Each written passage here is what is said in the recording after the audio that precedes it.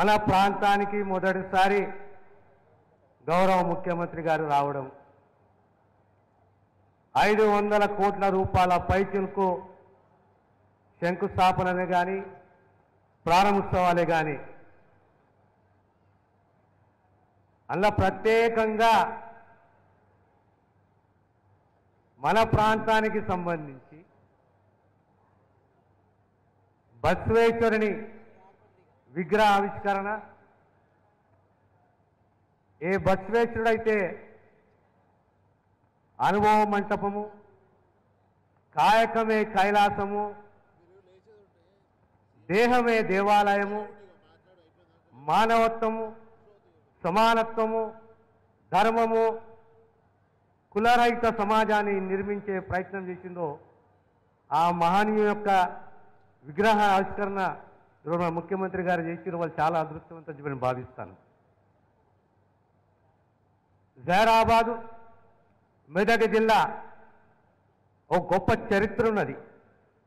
మెదక్ జిల్లా అంటే మెతుకు సీమ. మెదక్ జిల్లా యొక్క జీవనది అంటే మాంజీరా. మెదక్ జిల్లాకు ఇంకో గొప్ప చరిత్ర సింగూరు జలాలు, సింగూరు డ్యాము. జంట నగరాలకు అత్యంత దగ్గరలో ఉన్న జలాశయం అంటే సింగూరు డ్యామ్. మెదక్ జిల్లా ఇందిరమ్మ జిల్లా. మెదక్ జిల్లా 1980లో ఇందిరమ్మని గెలిపించి రాష్ట్ర ప్రధాని చేసిన చరిత్ర ఈ మెదక్ జిల్లా ప్రజలది. ఆ ఇందిరమ్మ దయవలనే ఆర్డినెన్సే కానీ బీడీఎల్ఏ కానీ పటాన్చెరు ఇండస్ట్రియల్ పార్కే కానీ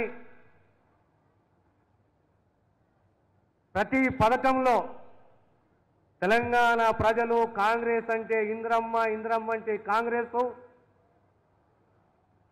ప్రతి పథకంలో ఇందిరమ్మను ఎందుకు గుర్తుపెట్టుకుంటాము? ఏ గ్రామానికి పోయినా ఇండ్ల స్థలాలే కానీ ఇండ్లే కానీ తెలంగాణ సమాజము ఎప్పుడు కూడా భూ పోరాటాల చరిత్ర సమాజము. ఆ సమాజంలో భూ హక్కుల గురించి పోరాడిన సమాజము. ఆ పోరాటాన్ని గుర్తించి ఆ హక్కులను పరిరక్షించి 25 లక్షల ఎకరాల భూమిని, ప్రభుత్వ భూమిని ప్రతి తాలూకాలో ప్రతి గ్రామంలో పేదవానికి పంపకం చేసిన చరిత్ర కాంగ్రెస్ది, ఇందిరమ్మది. ఈనాడు మళ్ళీ చాలామందికి తెలియదు, మెదక్ జిల్లాకు ఇంకో గొప్ప చరిత్ర ఉన్నది. మగ్దుం మొయినుద్దీన్ పుట్టిన జిల్లా ఇది. మగ్దుం మొయినుద్దీన్ పుట్టిన జిల్లా ఇది. ఎంత గొప్పగా చెప్పిండు, అహాత్ లేకే చలో, కాయనాత్ లేకే చలో, చలో తో సారే జమానేకు సాత్ లేకే చలో.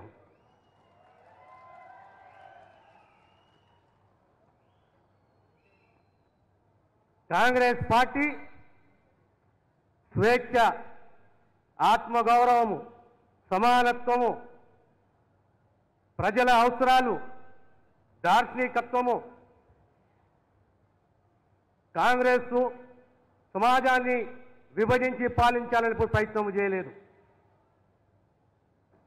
కాంగ్రెస్ నమ్మింది సమానత్వాన్ని.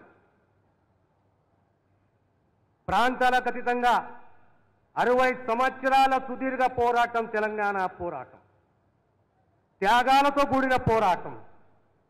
మా తెలంగాణ మాకు కావాలి అని పోరాటం. ఆ పోరాటాన్ని, ఆ త్యాగాలని గుర్తించింది కాంగ్రెస్ పార్టీ. సరైన సమయంలో 2013-14లో ఒక రాష్ట్రాన్ని విభజించి పార్టీ నష్టము జరుగుతున్నా, జాతీయ పార్టీకి నష్టము జరుగుతున్నా తెలంగాణ ఆత్మగౌరవము, తెలంగాణ పోరాటాన్ని గుర్తించి తెలంగాణ కళ సాకారం చేసింది సోనియమ్మ, కాంగ్రెస్ పార్టీ. ఈనాడు ఒక్కొక్క వాగ్దానం ప్రధానంగా చరిత్రలో నుంచి పోయే నిర్ణయాలు ఆచరణలో తీసుకొచ్చింది ఈరోజు రేవంత్ రెడ్డి గారి ప్రభుత్వం. 1931లో మొదటిసారి కులగణన జరిగితే రాహుల్ గాంధీ గారి వారి పాదయాత్రలో చెప్తుండే, జిత్నే కిస్కి ఆబాదీ అంత వాటా ఉండాలని చెప్పిండు. అందరం అనుకుంటుంటే ఇది ఏం వాదన, ఇది ఏం వాదన అని అర్థం కాకపోతుండే. కానీ ఆ వాదన ఇంకా ఒక ఆలోచన ఉన్నది.